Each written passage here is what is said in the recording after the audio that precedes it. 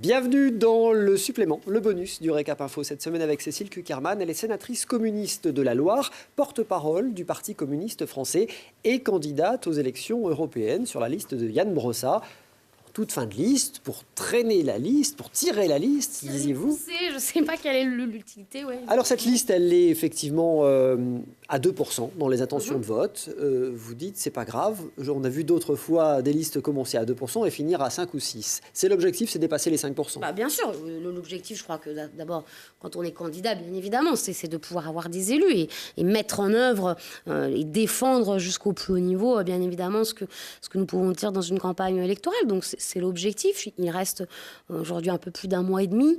Et on le sait, une campagne, elle va aussi, dans les derniers jours, s'accélérer, se démultiplier.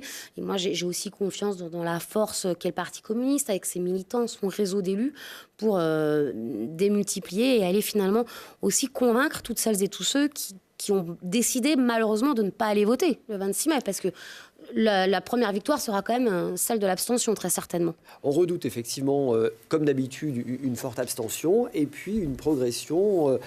Alors on les appelle les listes populistes, en tout cas les listes plutôt, celles qui ne sont pas europhiles, on va dire.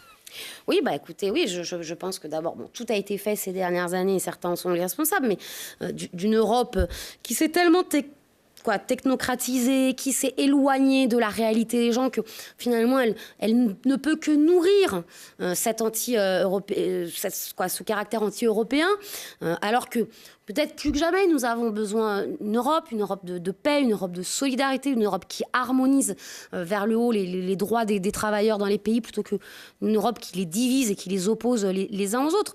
Donc, sauf que les grands dossiers qui semblent émerger, selon les sondages, c'est quand même la question de l'immigration, c'est quand même la question de la sécurité. On voit bien que plusieurs pays ont fait le choix du repli national.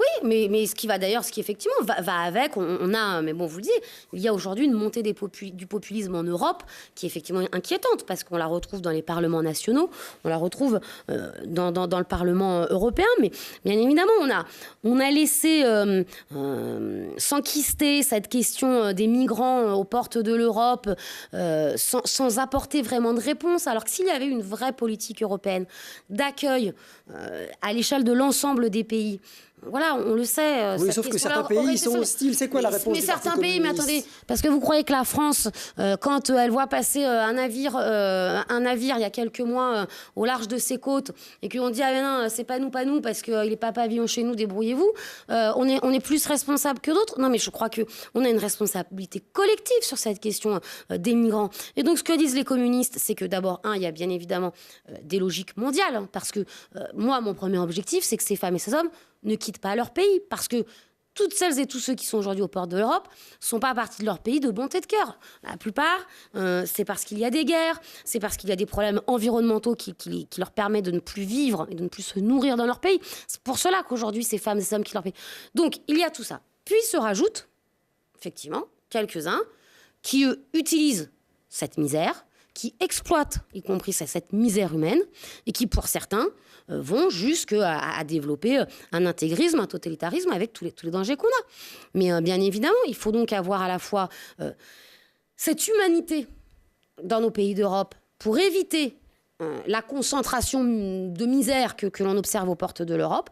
Et puis, il faut avoir une politique européenne qui soit réellement une politique de coopération à l'échelle mondiale pour essayer, pour contribuer de rééquilibrer un peu les équilibres nord-sud sur notre planète. Bon, alors ça, c'est effectivement très généreux, hein, c'est la politique du bon cœur, mais on fait comment? C'est pas la politique du bon cœur, c'est la politique du fait que... ça s'organise comment? Est-ce qu'on met des quotas? Est-ce qu'on impose des quotas à chaque pays de l'Union européenne? Non, mais on impose une répartition de l'accueil des migrants à chaque pays d'Europe. Parce qu'effectivement, il ne peut pas y avoir un pays qui accueille tout le monde quand les autres referment leurs frontières. Parce que la solidarité, ce n'est pas ça. Et que dès qu'on laissera... L'attitude de la France n'a pas été à la hauteur.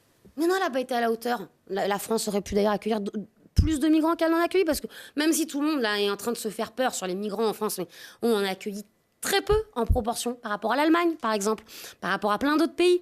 Donc, on a aussi notre part de responsabilité. Alors, on n'est pas les seuls, mais moi, par exemple, je ne peux pas accepter que l'Europe fasse ce que finalement l'Angleterre nous a fait, c'est-à-dire qu'elle décide que c'est dans d'autres pays que se fait, entre guillemets, l'entrée officielle ou pas en Europe, tout comme l'Angleterre avait décidé que c'est depuis Calais qu'on rentrerait ou pas en Angleterre. Cécile Cukierman, sénatrice communiste, porte-parole du PCF en France et l'invitée cette semaine du Récap Info sur Télé Grenoble.